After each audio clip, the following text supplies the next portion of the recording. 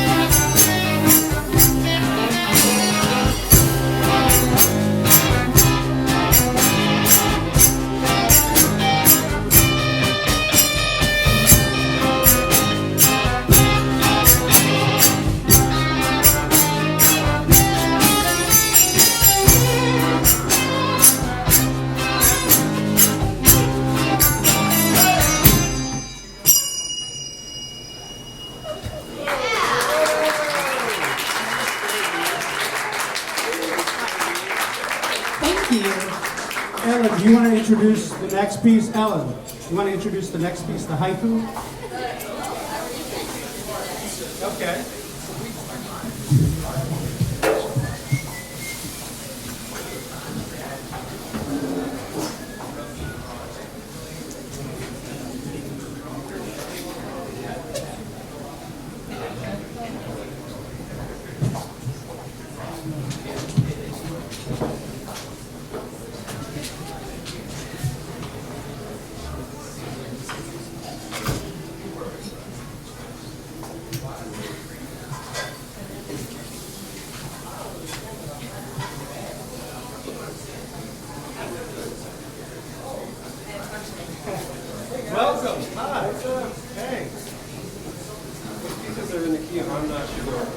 Sure, that's an easy deal.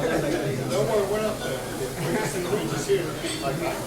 Awesome. That's good. That's good. You guys are way prettier than me. Do you want to tell them anything about them? Or? Yes, for sure.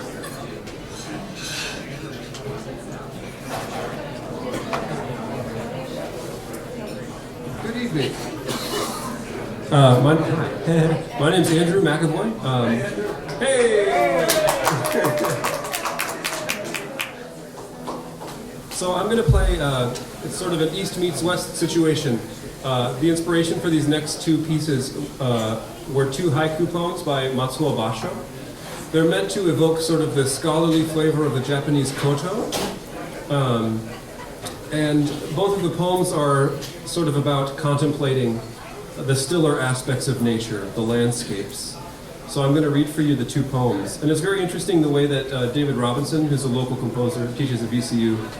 He was also my teacher when I was a student there. He's made a chromatic system, so it's like 25 notes in a chromatic scale, each one to represent a letter of the alphabet. So he's transcribed a long row of notes using the letters of the haiku poem as translated into English.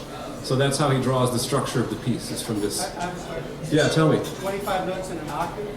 No, it's like a 2.5 octave chromatic scale. Yeah. Or 2 octaves and some change. Yeah. I'll show you after. Okay. So the first poem is called Harvest Moon, and it reads, "This bright harvest moon keeps me walking all night long around the little pond." And the second poem is called The Deep Stillness. It reads, "The deep stillness seeping into the rocks, the voice of the cicadas."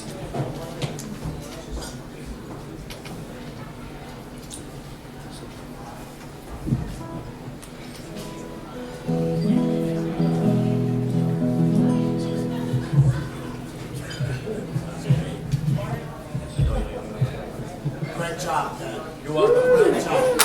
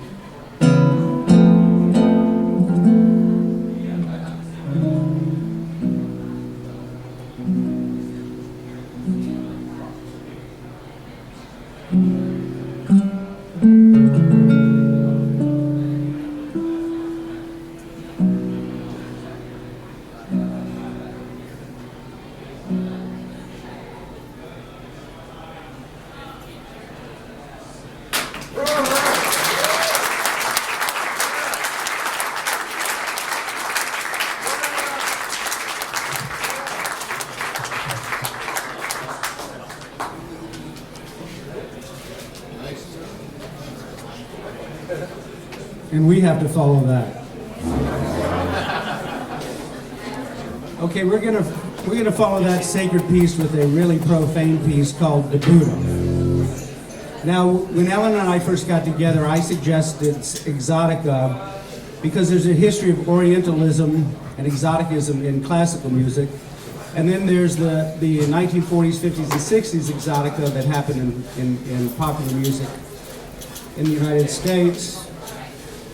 But there's a lot of baggage with Orientalism, so I'm not going to go there. But if you want to read some good writing about Orientalism, I would recommend Edward Said, the Palestinian intellectual. He's written some good stuff on some of the racism and stereotyping that happens in Orientalism. And having said that, we're going to do a song called The Buddha.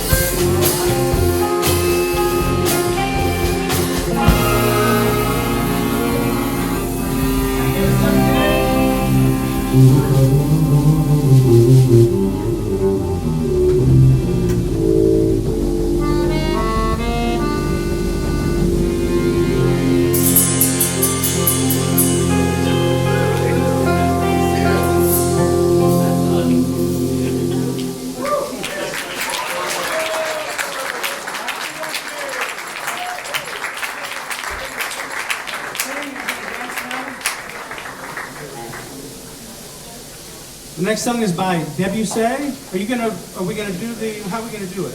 Yeah. You gonna be in there? Yeah. Okay, you want the mic in there? Chris, okay. This song is called Syrinx. Syrinx was the wood nymph that Pan was chasing after. And Kalima will dance on this song. Yeah. Here you go. Are you gonna say something? Yeah. Please do.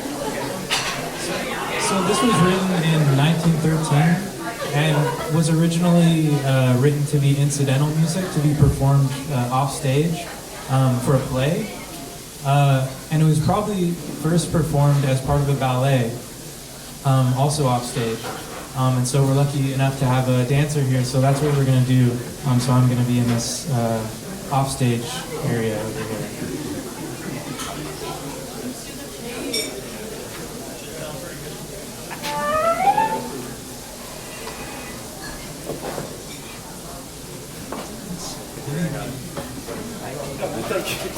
No.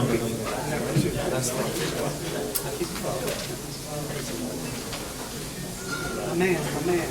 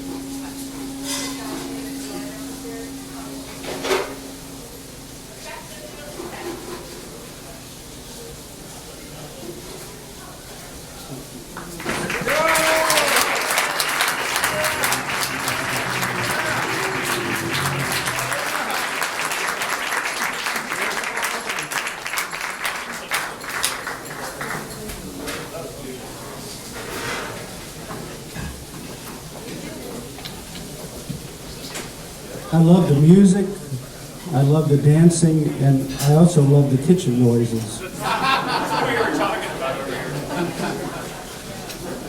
Water sounds like the rain. Man, yep, singing. There's a lot of rain going on with the Okay, Exotica. So now a little 1950s style Exotica. This next song was written by Eden Abez. He never capitalized the name, it's always small e, little a. And Eden Abez was the original hippie. Thank you, Ken.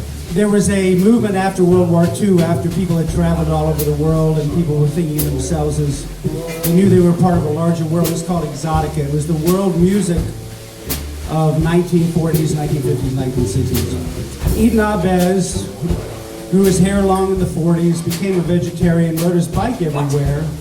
He was of Jewish descent. And he wrote this biographical song called Nature Boy. And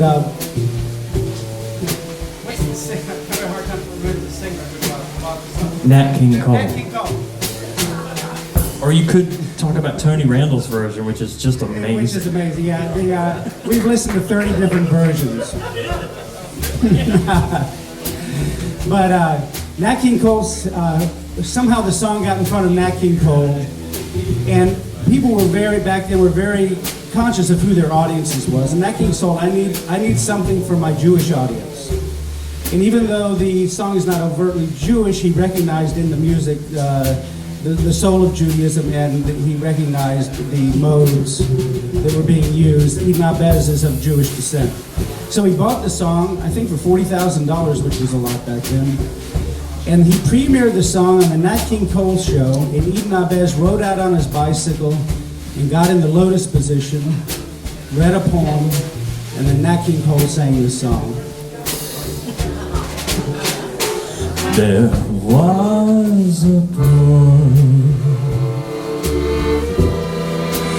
very strange, enchanted boy.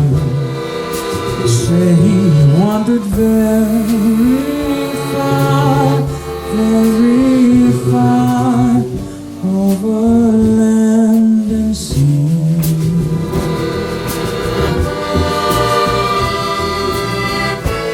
A little shine and sad of pine, but very wise was he. And then one magic day, he came my way, and as we spoke of many things, fools and kings, this he said to me: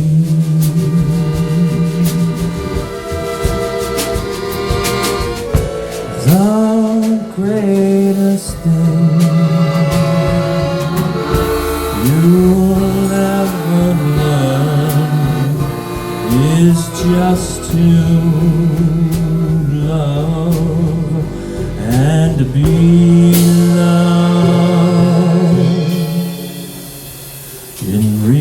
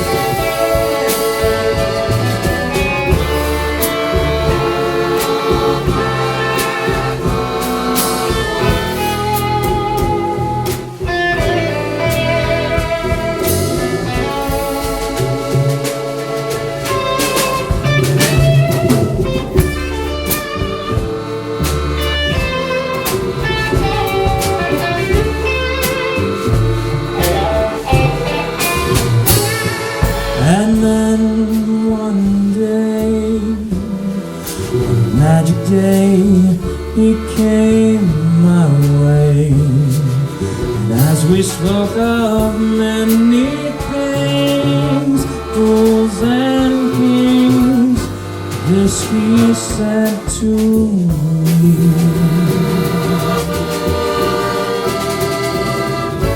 The greatest thing you'll ever learn is just to love and be loved in return.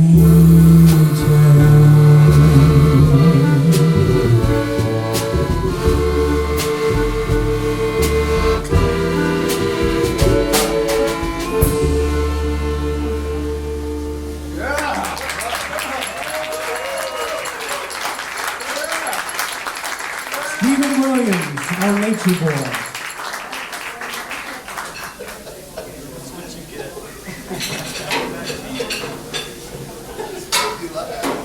Next we have some Ravel.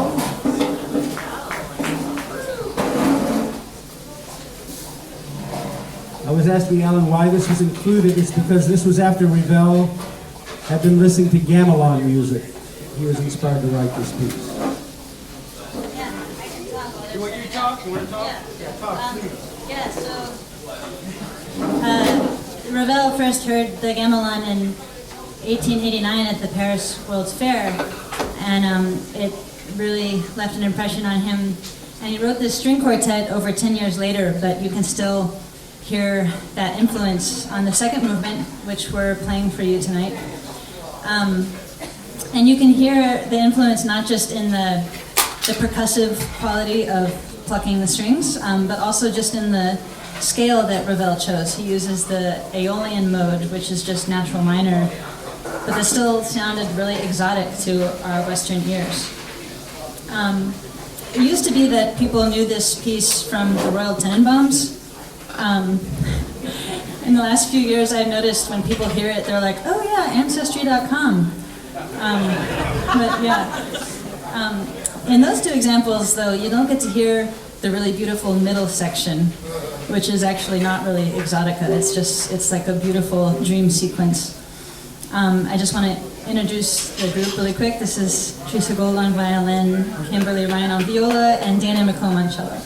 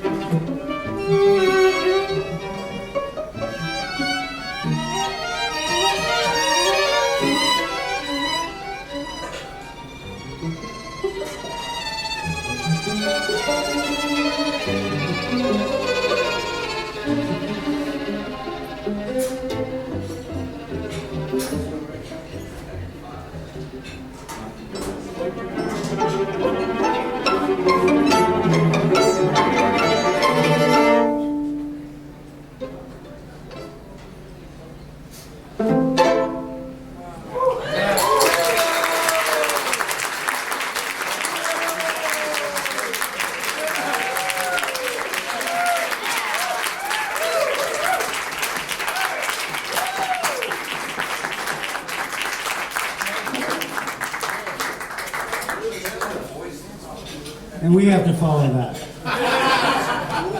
It's kind of like sacred, profane, sacred, profane. Oh, gotta get this. You all right over there, Bear? I'm doing good. All right. Next piece is by Eric Satie. Full disclosure, Eric Satie is a personal friend of mine. He's there when my wife isn't, when emotionally I mean. When my friends aren't there, when God isn't there, Eric Satie's always there. And we did a version of this song. We were asked to do a tango dance, and the guy who organized the dance said, but I really like milongas. Milongas are a more syncopated, a little bit faster, more African version of the tango. So we decided to do the Satie piece as a milonga. So here we go.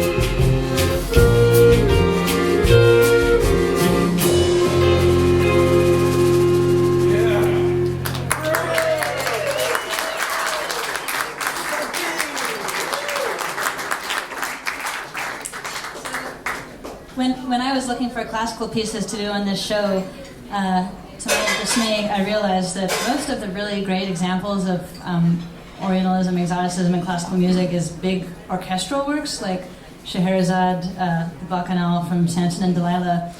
And as you can see, we're a little limited on space in here. But we did find a string quartet arrangement of Khachaturian saber dance, which gives Kalima a chance to dance with us with a saber.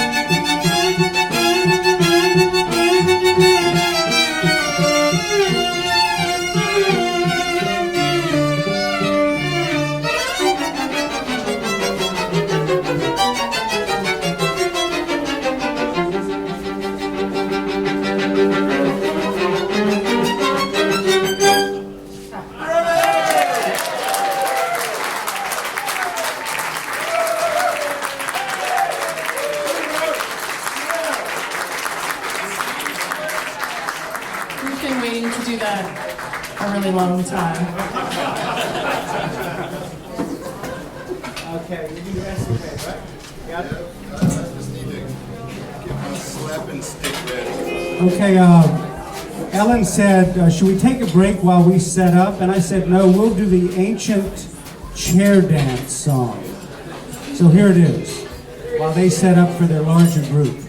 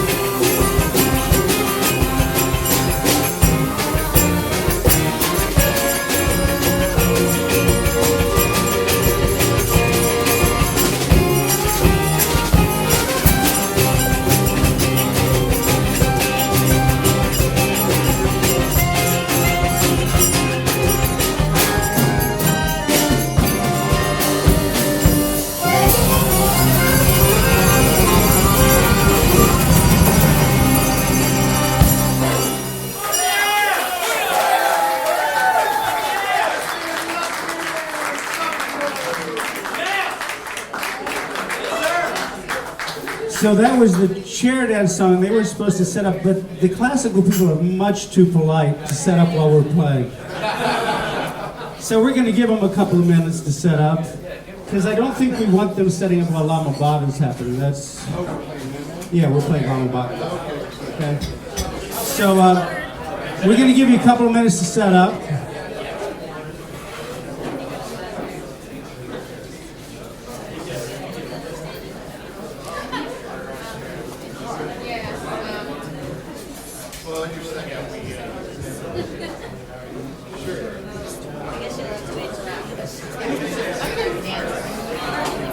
One thing I've learned from working with classical RVA is exactly how polite classical players are. Club bands like us, we're kind of surly. Get on stage. Yeah, get him on stage. Company is good.